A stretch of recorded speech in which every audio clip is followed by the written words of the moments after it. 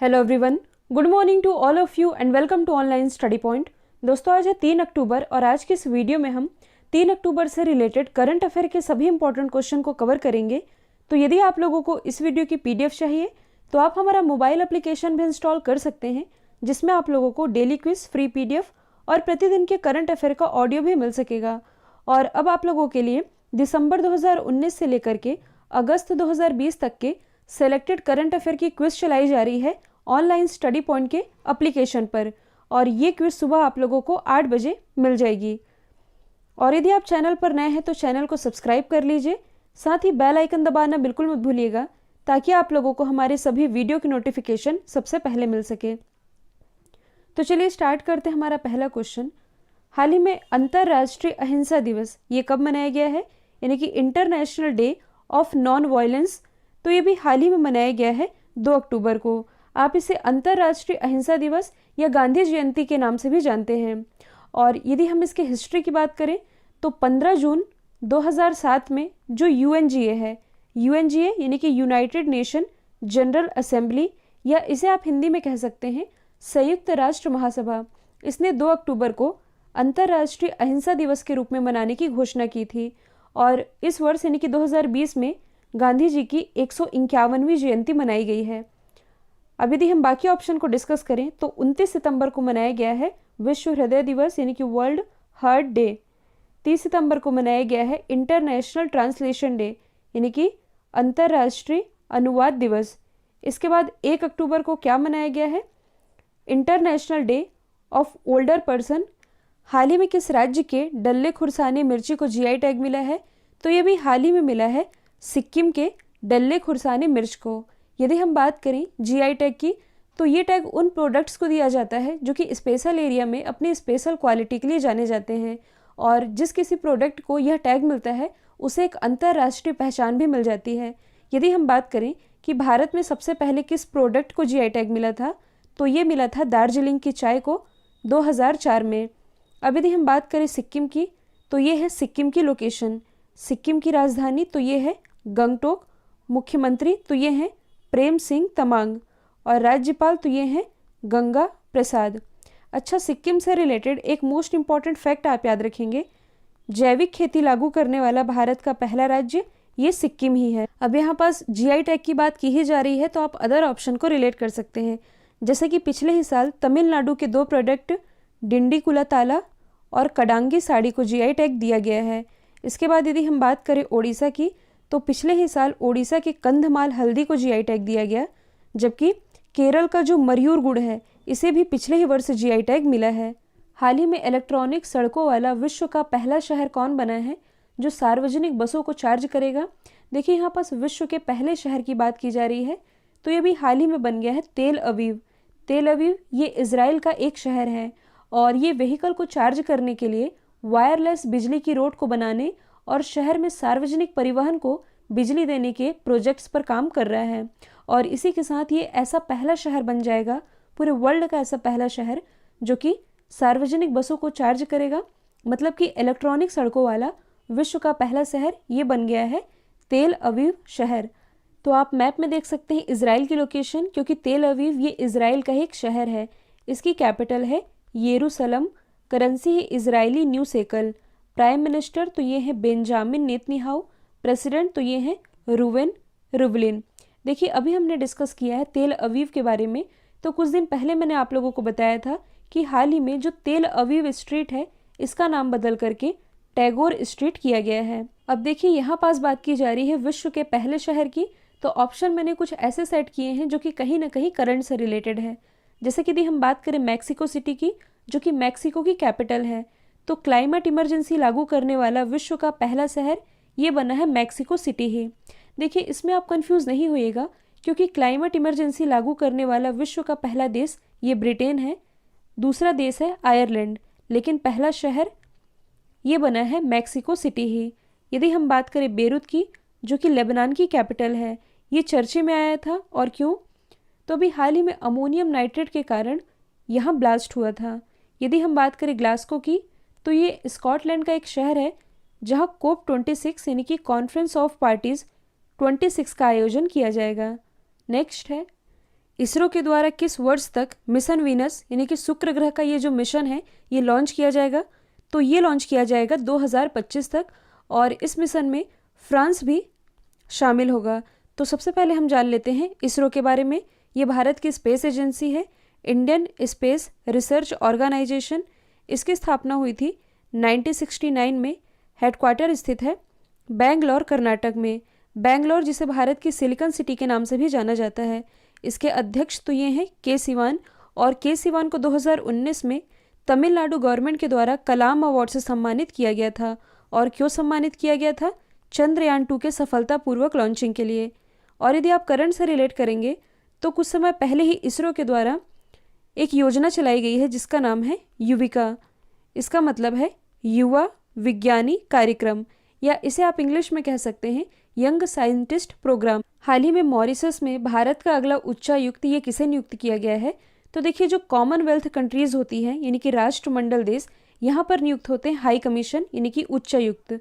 जबकि जो non Commonwealth countries होती है यहाँ पास अम्बेसडर की नियुक्ति होती है। तो हाल ही में मॉरिशस में भारत के अगले हाई कमीशन ये नियुक्त की गई हैं नंदिनी सिंगला। और मॉरिशस में जो इंडिया के हाई कमीशन थे तन्मय लाल, इनकी नियुक्ति स्वीडन में इंडिया के नेक्स्ट अम्बेसडर के रूप में कर दी गई है। तो सबसे पहले हम जान लेते हैं मॉरिशस के बारे में। आप मैप में देख सकते हैं मॉरिशस की लोकेशन। यहाँ की कैपिटल है पोर्ट लुइस, करेंसी है मॉरिशियाई रुपया। यहाँ के प्राइम मिनिस्टर कौन है? तो ये हैं प्रवीण जुगनौथ। और देखिए, यदि आप करंट से रिलेट करेंगे तो हाल ही में मॉरिशस के प्राइम मिनिस्टर प्रवीण जुगनौथ और भारत के प्राइम मिनिस्टर नरेंद्र मोदी जी के द्वारा मॉरिशस में ही सुप्रीम कोर्ट बिल्डिंग का उद्घाटन किया गया है वीडियो कॉन्फ्रेंसिंग के माध्यम से। और अभी हाल ही में मॉरिशस में जब तेल रिसाव हुआ था जिसके कारण यहाँ पास एनवायरनमेंट इमरजेंसी भी लगा दी गई थी। अब देखिए, इस एरिया से रिलेटेड मैंने आप लोगों को इम्पॉर्टेंट जलधाराएं याद करवाई थी। जैसे कि ये है इक्वेटर, यहाँ से बहती हुई आती है दक्षिणी विश्व जलधारा जो कि मेडागास्कर के पास आकर के यहाँ बहती है मेडागास्कर जलधारा। ये जो आप देख रहे हैं यहाँ से बहती है मोज़ेम्बिक और अगुलहास जलधारा। पास बात की जा रही है हाई कमीशन की, तो आप अदर ऑप्शन को रिलेट कर सकते हैं। जैसे कि कुछ समय पहले ही जो अजय बिसारिया है ये कनाडा में इंडिया के नेक्स्ट हाई कमीशन बने हैं। जबकि जो गोपाल बागले हैं इनकी नियुक्ति कुछ समय पहले ही श्रीलंका में इंडिया के नेक्स्ट हाई कमीशन के रूप में की गई है। नेक्स्ट है, हाल ही में किस अंतर्राष्ट्रीय क्रिकेटर ने T20 इंटरनेशनल में महेंद्र सिंह धोनी के विकेट कीपिंग का रिकॉर्ड तोड़ा है? तो ये रिकॉर्ड अभी हाल ही में तोड़ दिया है एलिसा हेली ने, जो कि बिलोंग करती हैं ऑस्ट्रेलिया से। यदि इनके रिकॉर्ड की यदि हम बात करें तो भारत के जो महेंद्र सिंह धोनी हैं इन्होंने 98 T20 इंटरनेशनल मैचेस में 91 विकेट का रिकॉर्ड बनाया था। और एलिसा हेली इन्होंने 114 T20 इंटरनेशनल मैचों में 92 विकेट के रिकॉर्ड के साथ महेंद्र सिंह धोनी के इस रिकॉर्ड को बीट कर दिया है। अब देखिए, ये बिलोंग करती हैं ऑस्ट्रेलिया से। तो सबसे पहले आप मैप में देख सकते हैं ऑस्ट्रेलिया की लोकेशन। ऑस्ट्रेलिया की राजधानी तो ये है कैनबरा, करेंसी है डॉलर, प्राइम मिनिस्टर तो ये है स्कॉट मॉरिसन। भारत और ऑस्ट्रेलिया के बीच एक एक्सरसाइज होती है जिसका नाम है ऑसिनडेक्स। इसे यदि आप थोड़ा जूम करके देखेंगे तो ऑस्ट्रेलिया के नीचे ये जो आप देख रहे हैं ये है तस्मानिया, और ऑस्ट्रेलिया और तस्मानिया इन दोनों के ही बीच में एक स्ट्रेट है जिसका नाम है बॉस स्ट्रेट। ये है न्यूजीलैंड। तो न्यूजीलैंड का जो ऊपरी हिस्सा है और जो दूसरा हिस्सा है इन दोनों के बीच में जो स्ट्रेट है इसका नाम है कुक स्ट्रेट। हाल ही में IPL के इतिहास में लगातार 10 मैचों में 2 या इससे अधिक विकेट लेने वाले पहले गेंदबाज ये कौन बन गए हैं? तो ये भी हाल ही में बन गए हैं कसिगो रबाडा। जो कसिगो रबाडा है ये दिल्ली कैपिटल के तेज गेंदबाज हैं और ये लगातार 10 मैचों में, मतलब कि IPL के इतिहास में लगातार 10 मैचों में 2 या इससे अधिक विकेट लेने वाले पहले गेंदबाज बन गए हैं। आप सभी जानते हैं IPL का 13वां एडिशन चल रहा है। इसका जो फर्स्ट एडिशन है ये खेला गया था 2008 में। और IPL की सबसे सफल टीम तो ये है मुंबई इंडियंस। इसके पास कुल 4 खिताब हैं। IPL तो चल ही रहा है, कुछ नाम हैं जो कि चर्चे में आए हैं, इन्हें हम डिस्कस कर लेते हैं। यदि हम बात करें KL राहुल की तो इस IPL में सेंचुरी लगाने वाले ये पहले क्रिकेटर बने हैं। यदि हम बात करें महेंद्र सिंह धोनी की तो IPL के 100 मैच जीतने वाले ये पहले कैप्टन बन गए हैं। जबकि जो अली खान है IPL खेलने वाले ये अमेरिका के पहले खिलाड़ी बने हैं। नेक्स्ट है, हाल ही में भारत ने किस देश में कैंसर हॉस्पिटल और क्रिकेट स्टेडियम बनाने का टारगेट रखा है? तो ये बनाया जाएगा मालदीव में। तो दोनों देशों के बीच संबंधों को और मजबूत बनाने के लिए ये समझौता अभी हाल ही में किया गया है। तो देखिए, भारत के द्वारा $800 मिलियन क्रेडिट लाइन के तहत मालदीव के हुल हुमले में एक जगह है जिसका नाम है हुल हुमले। तो मालदीव के हुल हुमले में 100 बेड वाला कैंसर हॉस्पिटल और 22,000 सीटर क्रिकेट स्टेडियम बनाया जाएगा भारत के द्वारा। तो सबसे पहले आप मैप में देख सकते हैं मालदीव की लोकेशन, ये है अपना देश भारत। मालदीव की कैपिटल है माले, करेंसी है रुपया।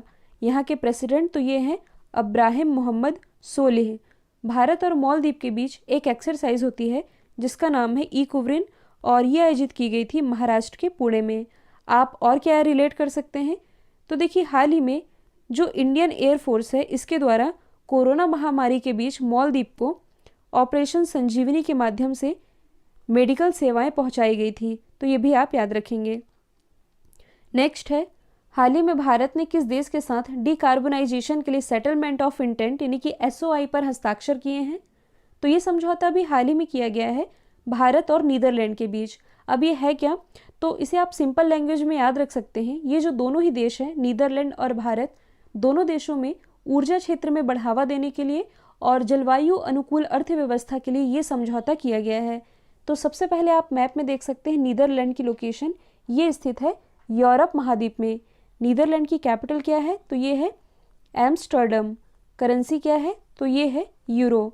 आसपास की यदि आप लोकेशन देखेंगे तो ये है नॉर्थ सी यानी कि उत्तरी सागर, ये है बाल्टिक सागर, और एक स्ट्रेट अब आप लोगों को याद हो ही चुका होगा, ये है फ्रांस, ये है ब्रिटेन। दोनों के ही बीच में जो स्ट्रेट है इसका नाम है डोवर स्ट्रेट। अब देखिए, यहाँ पास हम समझौते की बात कर ही रहे हैं तो आप अदर कंट्रीज़ को रिलेट कर सकते हैं जिसने भारत के साथ हाल ही में समझौता किया है। यदि हम बात करें ईरान की, तो भारत और ईरान के बीच चाबहार परियोजना पर समझौता किया गया। भारत और नेपाल के बीच, मतलब कि दक्षिण एशिया की पहली तेल पाइपलाइन कॉरिडोर ये बिछाई गई है बिहार के मोतिहारी से लेकर के नेपाल के अमलेखगंज के बीच। और कल ही मैंने आप लोगों को बताया था डेनमार्क के बारे में। तो हाल ही में भारत ने डेनमार्क के साथ बौद्धिक संपदा सहयोग पर समझौता किया है। नेक्स्ट है, हाल ही में भारत के साथ एयर बबल करने वाला 16वां देश कौन बना? तो ये भी हाल ही में बन गया है ओमान। यहाँ पास जो टर्म लिखा है एयर बबल, इससे आप क्या समझते हैं? तो एयर बबल, या इसे आप कह सकते हैं ट्रांसपोर्ट बबल। तो ये उन दो देशों के बीच की एक सर्विस है जिसका पर्पस है कमर्शियल पैसेंजर सर्विस यानी कि वाणिज्यिक यात्री सेवाओं को फिर से शुरू करना। क्योंकि आप सभी जानते हैं कोविड-19 के कारण काफ़ी समय से सभी इंटरनेशनल फ्लाइट्स बंद थी, और अभी तो ऐसा भी हो चुका है कि कई कंट्रीज़ ऐसी हैं जो कि दूसरी कंट्रीज़ को अपने देश में आना अलाउ नहीं कर रही हैं। लेकिन तब भी एयर बबल के माध्यम से ये जो समझौता हुआ है इससे दोनों ही देशों को फ़ायदा होगा। मतलब कि जो ओमान की फ़्लाइट्स हैं ये इंडिया आ सकती हैं, और जो इंडिया की फ़्लाइट्स हैं ये ओमान जा सकेंगी। तो यही है एयर बबल सर्विस। तो सबसे पहले आप मैप में देख सकते हैं ओमान की लोकेशन, तो ये है ओमान। ओमान की कैपिटल है मस्कट, करेंसी है ओमानी रियल। आसपास की यदि आप लोकेशन देखेंगे तो अभी मैंने आप लोगों को बताया था इजराइल के बारे में, इसकी लोकेशन है कुछ यहाँ पास, और इजराइल से लगा हुआ है ये मेडिटेरियन सी यानी कि भूमध्य सागर। यहाँ पास जो आप देख रहे हैं ये है रेड सी यानी कि लाल सागर, और भूमध्य सागर और लाल सागर इन दोनों के ही बीच में एक नहर है जिसका नाम है स्वेज नहर। यहाँ पास हम बात कर रहे हैं ओमान की। तो कल मैंने आप लोगों को ओमान से रिलेटेड एक ऑपरेशन बताया था। ऑपरेशन का नाम क्या है? ऑपरेशन संकल्प, जो कि इंडिया के द्वारा चलाया गया था। ओमान के पास यहाँ पास है फारस की खाड़ी, तो फारस की खाड़ी में फंसे जहाज़ों को निकालने के लिए भारत के द्वारा चलाया गया था ऑपरेशन संकल्प। रिवीजन कर लेते हैं। वैक्सीन वेब पोर्टल ये किसने लॉन्च किया है? ये लॉन्च किया गया है ICMR यानी कि Indian council of medical research के द्वारा। नेशनल सिक्योरिटी गार्ड का एडिशनल चार्ज ये दिया गया है ITBP के महानिदेशक SS देसवाल को, क्योंकि जो अनूप कुमार सिंह है ये भी हाल ही में यानी कि 30 सितंबर को रिटायर हो चुके हैं। के नटराजन, तो ये हैं इंडियन कोस्टल गार्ड के महानिदेशक। आनंद प्रकाश माहेश्वरी ये CRPF के महानिदेशक हैं। नो मास्क नो राइड अभियान की शुरुआत ये की गई है महाराष्ट्र के सांगली जिले के द्वारा, जबकि राजस्थान का जो जोधपुर शहर है इसके द्वारा नो मास्क नो सर्विस की शुरुआत की गई है। उत्तर प्रदेश के सहारनपुर में भारत का पहला मास्क एटीएम लगाया गया, जबकि भारत का पहला हेल्थ एटीएम ये लगाया गया है लखनऊ के चारबाग रेलवे स्टेशन में। पियरलेस हाउसिंग के ब्रांड एम्बेसडर ये बने हैं सौरव गांगुली जी, जो कि बीसीसीआई के 39वें क्रम के अध्यक्ष भी हैं। इनकी ऑटोबायोग्राफी तो ये है a century is not enough. Virat Kohli को अभी हाल ही में ग्रेट लर्निंग, जो कि एक लर्निंग प्लेटफॉर्म है, इसका ब्रांड एम्बेसडर बनाया गया है। ऋषभ पंत तो ये हैं जिंदल साउथ वेस्ट स्टील के ब्रांड एम्बेसडर। सचिन तेंदुलकर को अभी हाल ही में पेटीएम फर्स्ट गेम्स का ब्रांड एम्बेसडर बनाया गया है। दक्षिण पूर्वी रेलवे ने महिलाओं की सुरक्षा के लिए कौन सा ऑपरेशन चलाया है? तो ये चलाया है ऑपरेशन मेरी सहेली।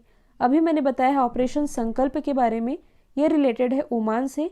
ऑपरेशन संजीवनी ये रिलेटेड है मालदीव से, जबकि जो ऑपरेशन वनीला है ये रिलेटेड है मेडागास्कर से। कल मैंने आप लोगों से पूछा था मोक्टाराउन किस देश के प्राइम मिनिस्टर बने थे? राइट आंसर है माली। अब आप लोगों के लिए आज का सवाल है बीसीसीआई की महिला चयन समिति की नई अध्यक्ष, तो इसका जो भी आंसर है कमेंट बॉक्स में बताइएगा। वीडियो यदि पसंद आया है तो एक शेयर कीजिए, साथ ही वीडियो खत्म होने के बाद एक लाइक करना बिल्कुल मत भूलिएगा। तो आज के लिए इतना ही। Thank you so much.